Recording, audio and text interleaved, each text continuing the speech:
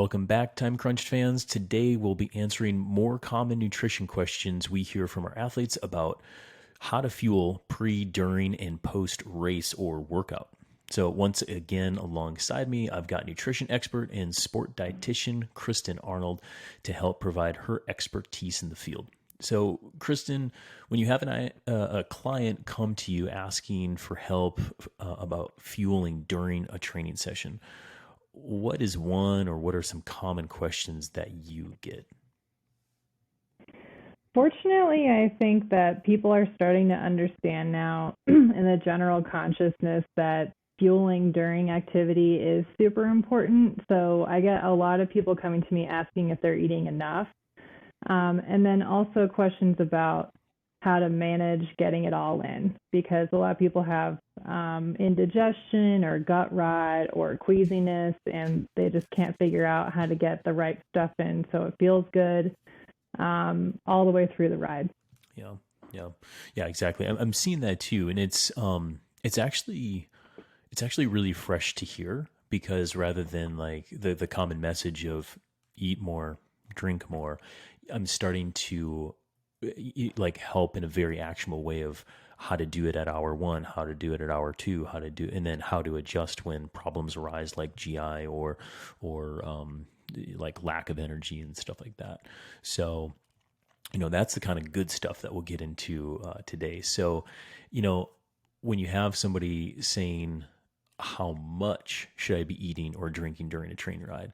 Like where do you start in terms of either quantifying how much one should be taking in, and then how do you communicate how to get it in during a training ride? Mm-hmm. The really general recommendation that I give is striving to get in 200 to 300 calories with 16 to 32 ounces of fluid with electrolytes per hour for all rides over 60 to 90 minutes. So if a ride is 60 to 90 minutes or less, not that you wouldn't benefit from taking in fuel during that ride, but the research shows that your performance isn't necessarily going to be better, assuming that you're well fueled going into the activity. Exactly. And for our audience, the reason why we have this common messaging of kind of this, 60, 90 minutes at zone 2, or even like 60 minutes with a little bit of effort, you're a storage tank. Like you can carry glycogen or energy as well as hydration or fluid to fuel you for around that 60, 90 minute mark. But at that point, you hit this where you start to deplete more than you should, or more than that's healthy, if you're going to keep on going, or if there's like some recovery goals for the next day. So 200 to 300 calories per hour. And how many fluid ounces did you say, Kristen? 16 to 32. Yep. So that's about 1 to 2 bottles per hour. Perfect. Yep. Very much in line with what I'm telling people as well. Great. So what kind of food stuff, what kind of stuff are you recommending people eat and drink during a ride? Food stuff is relative to what I think is going to work best for the client. So if someone's really new to eating and drinking on the bike, like they didn't even realize till recently that they should do that, I usually start them off with just a drink mix, because then I'll be really confident that they're getting their calories, their carbohydrates, their fluid, their electrolytes, and they may also not be as comfortable with taking their hands off the bars as often. So having a mid to high calorie drink mix can be helpful, especially for high performing athletes, because some of the World Tour and Pro Continental guys that I work with, I'm having them push 350 to 400 calories an hour. Yep, totally. We're pretty much brand agnostic here at the Time Crunch Cyclist podcast. So is there any, brands that you recommend, primarily just based on like, to make it simple for our audience, if you get this or this will get you, and you do it per hour, this will get you in the ballpark of what you should be consuming? I'm pretty brand agnostic as well. I have one affiliation, but it's not super, I don't get a lot out of it. But the main brands that I recommend for higher calorie drink mixes, and these are based on that I know they generally work for pretty much all the clients I've had, They taste good enough that athletes will actually drink them, and they're not super expensive. Would be Tailwind, which is more common in running and trail running, but I've never met anyone that it didn't work for.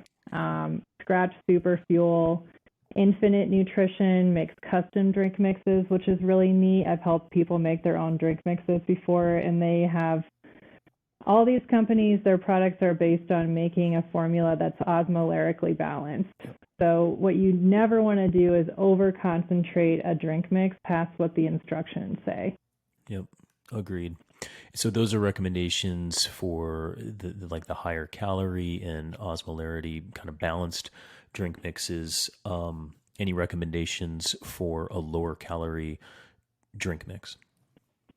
Lower calorie drink mixes, Scratch exercise hydration, Noon exercise hydration, so the one with calories in it, not the tablets.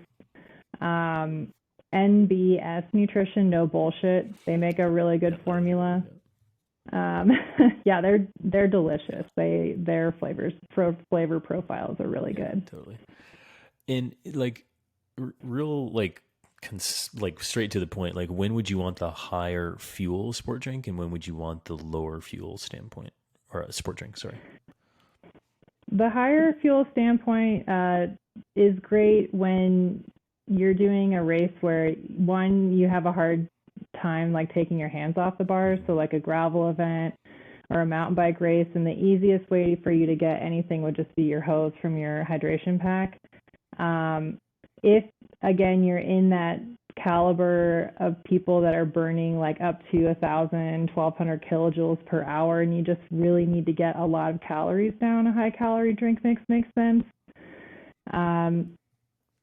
So those are the two main scenarios in which I'd recommend a high calorie drink mix. Or if you're just not having, if you just have a hard time chewing or eating on the bike and you're working up to that. So from a nutrient density standpoint, real foods or whole foods are going to have more vitamins, minerals, essential amino acids, compounds that are going to help to support overall health and performance. And they also have more complex nutrients, which can help in the long term to support gut health with things like prebiotics, carbohydrates that good bacteria like.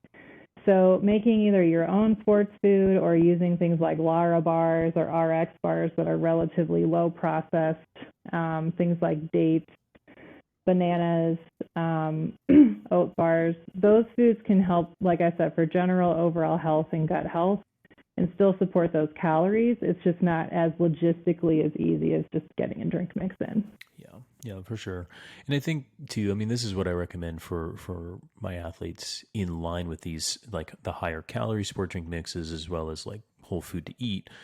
It's like the longer the training ride or the longer the race, the more whole food you want to incorporate in conjunction with sport drink and water. And I think that the and water is also very important because to the prevention of GI issue and overall gut health, clearing out, your mouth as well as your gut and staying hydrated, water needs to be an element of that, correct? Totally. Yeah, for a lot of athletes, they're not going to get it down if there's not some water. So if it's a race where you're using a hydration pack, I'll usually recommend they have one bottle with water so they can just swig it around and put their drink mix in their bladder where they're going to be drinking from more often. Yeah, absolutely. So what is a training scenario or a race scenario where we're going to focus more on the lower calorie sport drink mix? And by lower calorie, folks, our audience out there, we're talking like that Scratch or Osmo or something like that, which is 60 to 90 calories per bottle versus like 150 to 300, depending on which other higher calorie sport drink that you're using. So when would you use the lower calorie, Kristen? Lower calorie would be definitely for endurance rides, fun group rides, anytime that you're riding at a relatively lower intensity, or if you're riding probably over 3 hours. Mm-hmm. So the research shows that for and I'm intentionally not getting into grams of carbohydrates and things, Yeah. but there are cutoffs for 2.5 to 3 hours where after 2.5 to 3 hours, the recommendation is to get 60 to 90 grams of carb or a certain number of calories. Under 2.5 hours, it's ideal to have exclusively carbohydrates on the bike. Yeah. Yep. Absolutely. And in for those who are hoping for specific grams per hour recommendations coming from us, I think we're trying to keep it more generalized so that you can start by, with a couple different, maybe products to try in this ballpark intake of calories and fluid ounces, and then dial it in for you because your gut's trainable, right, Kristen? 100%. Yeah. Yeah. If you're not used to taking in food and fuel, working up to getting to that 200 to 300 calorie recommendation is helpful. Your gut actually upregulates the production of enzymes that break down and metabolize carbohydrates as you eat more. So the same way you're training your body during training, you can also train your gut to take in more calories. Yeah, exactly. And when you're training your gut like that, you can also make the decision, on the fly too, to adjust based on how your gut is feeling throughout the race, right? Because there's time periods where it's, more intense and less intense. And in combination with that, trying to figure out, we probably won't go too deep into this today. I'll just plant the seed. But when you're training in different climates, right? High and dry versus low, generally more humid, hot versus cold, that type of thing. I'd say just in general, Kristen, do you have any like quick recommendations or tips on dialing in that nutrition for like cooler versus warmer?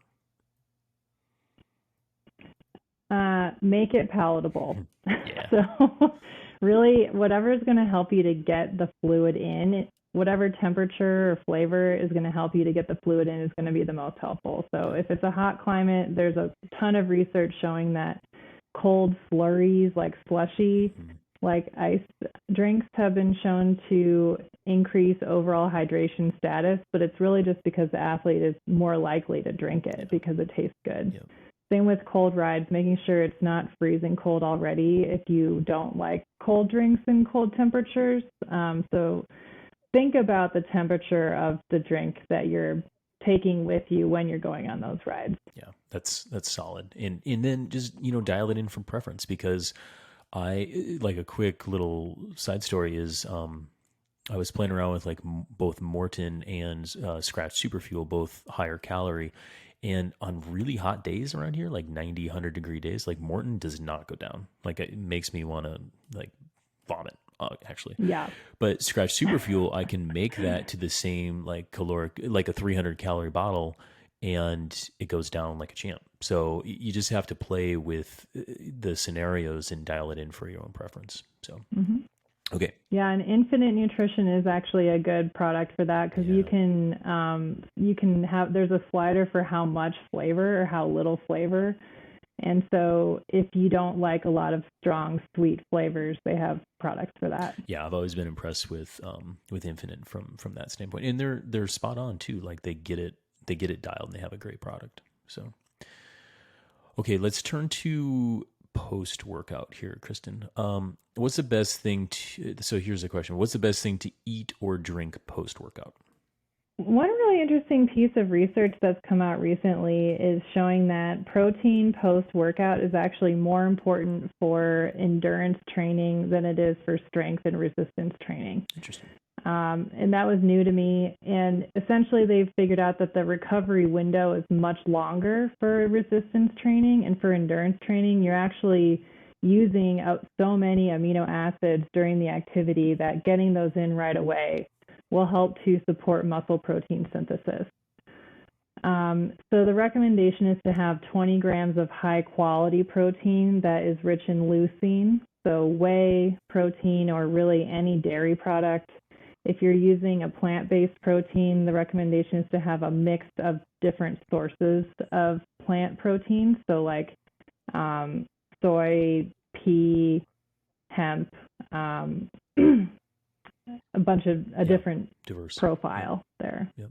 Yep, diverse. Yeah, that's That is an interesting one. I would say kick that over to me because I'll include that in the show notes and I'll read that one because on a previous episode we were talking about like just general recovery and we talked about this recovery window and how like we used to really like smash it down to athletes, be like within 30 minutes make sure to have your sport drink or your recovery drink, and we know that that window extends a little bit longer.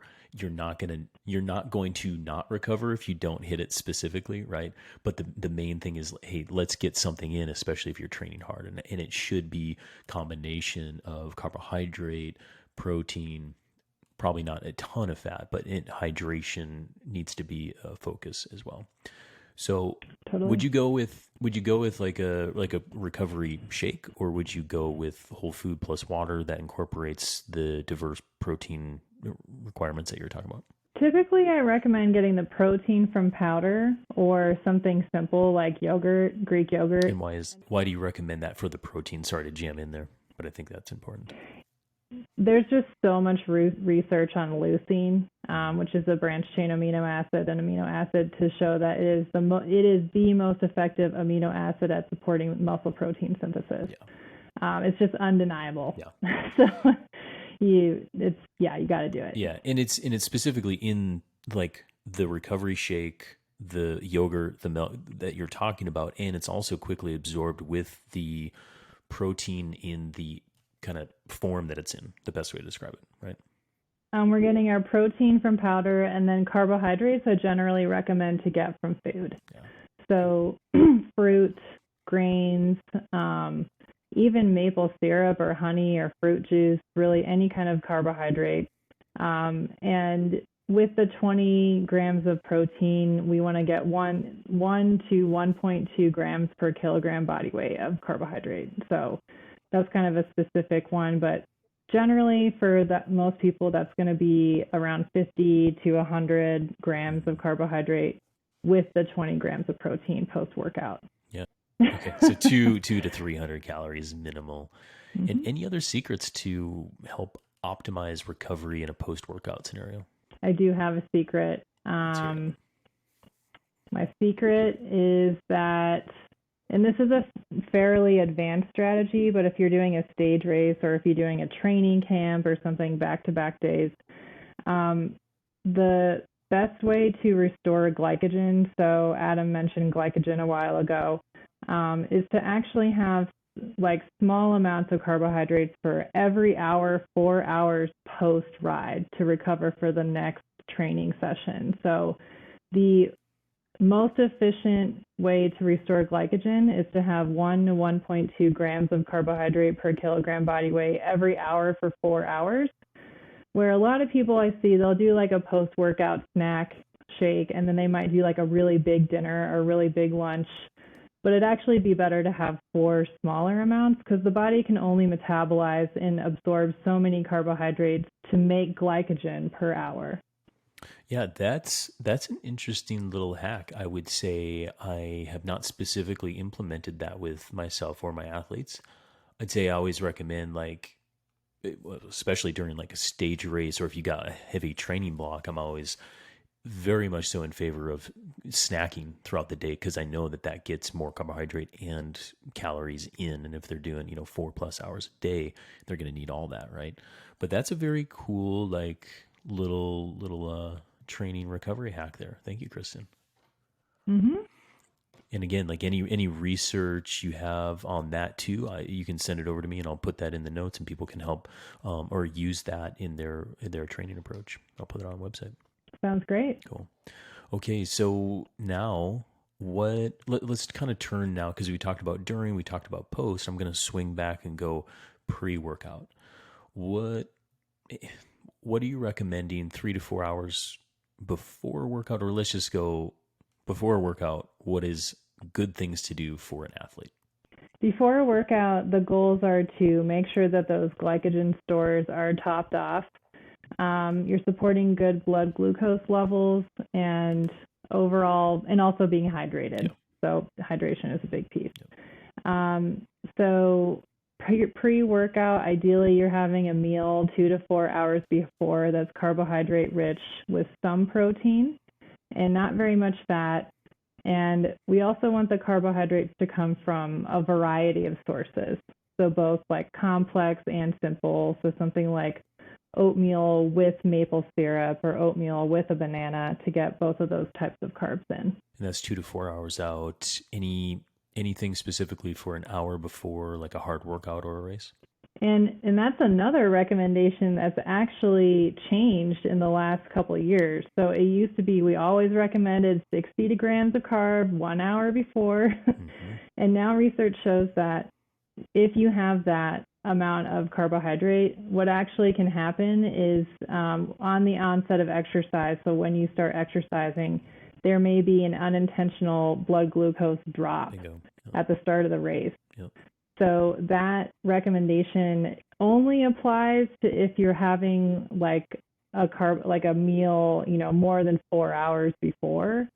So let's say you have lunch at noon and you're not working out till like 6 p.m., you're definitely going to need a snack beforehand. But if you're eating breakfast at 8 and you're working out at 10:30, then you wouldn't want to have a carbohydrate-rich snack until about 10 minutes before, and we'd want it to be smaller. So something like 30 grams, like a gel or a few dates. Yeah, I've been giving that recommendation to my athletes, and it's a little bit of experimental, but it's also when I was working with Super Sapiens and looking at some glucose levels with athletes.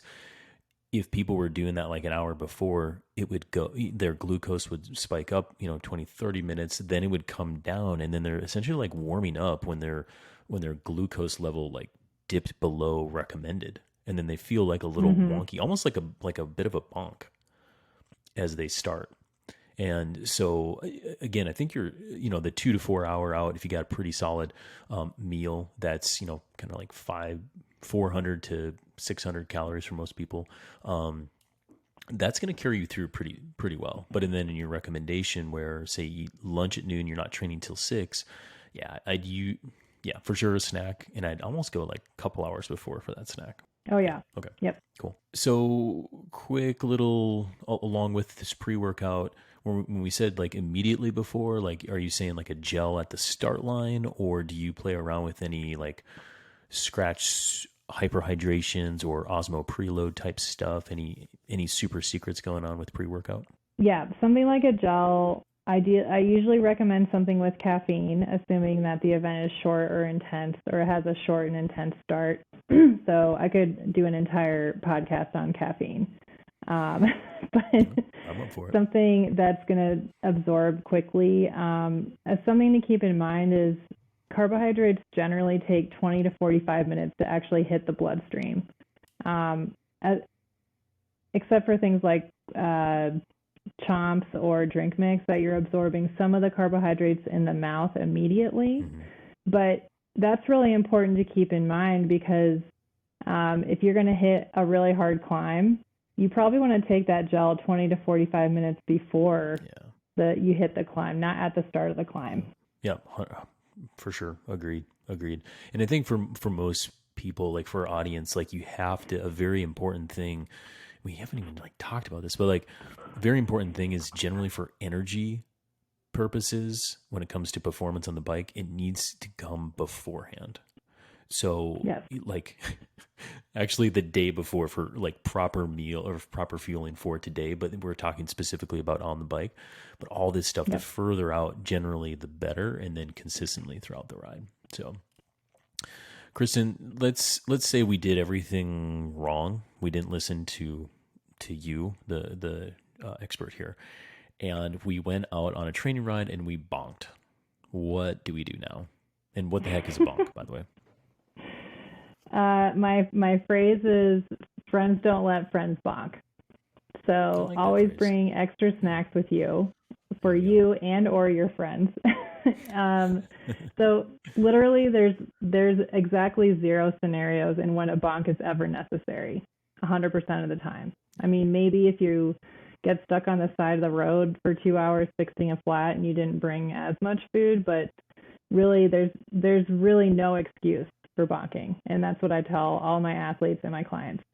But if someone else is bonking, it's not you, or maybe it's you, having something with quick carbohydrates is going to be the best way to come back to life. Yeah. So something like lemonade or juice are the first recommendations I make because they're going to have vitamin C and some other nutrients that can actually help absorb those carbohydrates. Or soda, whatever the person feels like getting in. Yeah. Again, it's an emphasis on like what sounds good and tastes good that they're going to eat or drink. Yep, 100%. So slow down, consume carbohydrate, usually sugary stuff, and also know that a bonk is not permanent. Like you can come out of it pretty quick. Yep. Yeah. Okay. Well, we covered a lot today. We covered fueling recommendations per hour. Kristen, could you give us that per hour calorie and fluid ounces once again? Mm-hmm. Yep, 200 to 300 calories, primarily carbohydrates, and 16 to 32 ounces of fluid with electrolytes per hour. Excellent. And so that's during a training session, during a race, and then once we're done with the training session or the race, from a recovery standpoint, what are the grams of protein and the recommended window of carbohydrates that we talked about today? 20 grams of high quality protein with about 50 to 100 grams of carb immediately or as close to after the ride as possible. And then when it comes to just, having energy for the session itself, make sure to eat, 2 to 4 hours out. And we're trying to stay away from the hour before because we now know that the glucose kind of spikes and dips might sneak up on you there. But immediately before, a little bit of caffeine, a little bit of gel on the start line, that's fine. And if you do all this and you follow Kristen's advice, we don't even have to talk about bonking. So we'll leave it there for the end of the podcast. But we finally, Kristen, we did talk about this in kind of the first episode that we did with you. You are taking on clients, and if people want to follow you, you're most active on Instagram. Is that right? Mm-hmm. Yep. Okay. And and I'll include this on the landing page, which is over at trainright.com/podcast. But also I've had somebody reach out to you as well. And the easiest way that they can connect with you is to schedule a consult, correct? Mm-hmm. Yep. I do a 15-minute free discovery call. Cool. That you can schedule through my website or also on Instagram. Awesome. Okay. So that's a great resource. If you have some of these, problems that you're trying to solve, and you don't, risk-free, go seek out that 15-minute consult. I think that's a great option. And I'll also include that on the webpage for the podcast. So, Kristen, I really want to thank you again for your time sharing with us on the Time Crunch Cyclist podcast, and have an awesome day. You too. Thanks so much. Thanks.